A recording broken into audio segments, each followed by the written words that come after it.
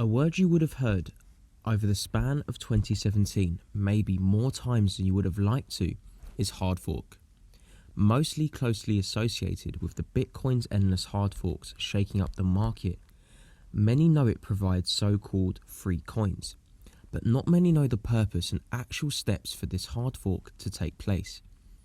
To start off with helping you understand, a hard fork is no different to a software update you would get on your phone or computer. It just has to go through a much longer route to activate the upgrade compared to just pressing the upgrade button. This is because it takes more than one party to make this change. So firstly, why is a hard fork needed?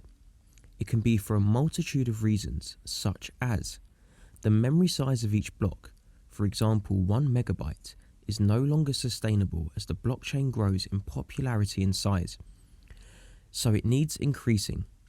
Or a crucial security flaw was found in the original blockchain code. Maybe the blockchain just needs some new functions like an iPhone software update. Or in the worst case, a large amount of funds may have been stolen from a wallet. Now, this doesn't necessarily mean it's always for the greater good, as it has been suspiciously coincidental that occasionally a decision to fork is made for seemingly the smallest of reasons, and in reality the miners just want the free coins that are instantly mined from this process to then dump on the market for a huge profit. So, let's say one of these situations arises. What happens now? Well, as you know from the previous lesson, the blockchain is ran and verified by miners, mostly miners running on an extremely large scale, in factory-sized locations full of graphics cards, working away at these algorithms all day.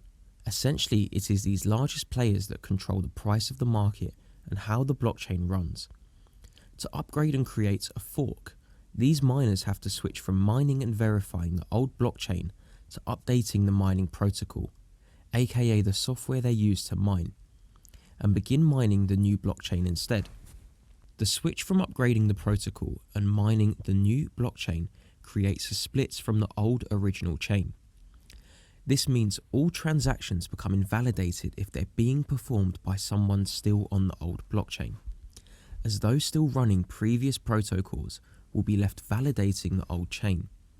This creates a permanent divergence where those running the previous blockchain can upgrade should they wish, but the new blockchain miners cannot downgrade.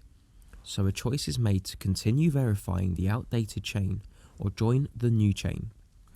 The graphic pictured shows this process in its simplest form. The blocks on top are the original blockchain. The blocks on the bottom are the day of the fork.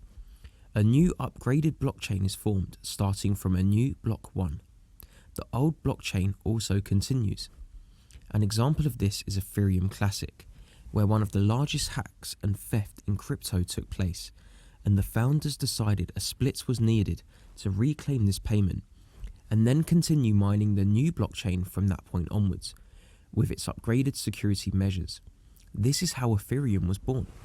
Many did not agree with this and decided to continue mining the classic blockchain as it stayed true to decentralized, not going back on its principles. As you can imagine, it's not as easy as every huge mining powerhouse getting along, agreeing, and all joining the same protocol. This is handled by a vote and a predetermined date when the fork will take place.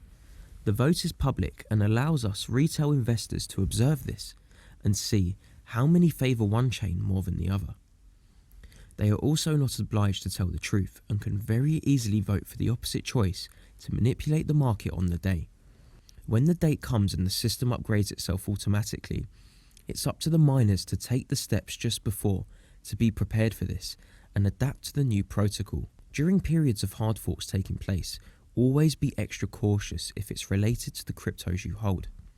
I do not personally recommend trying to time the market and trading the newly mined crypto for a quick profit. It has not ended well for a lot of people. This can bring great investment opportunities, however, as the crypto that is expected to fork will usually have a huge price growth during the run up to the split, as investors buy as much as they can to receive the free crypto from the fork. But this also means the day after the fork, the price can get very volatile to the downside.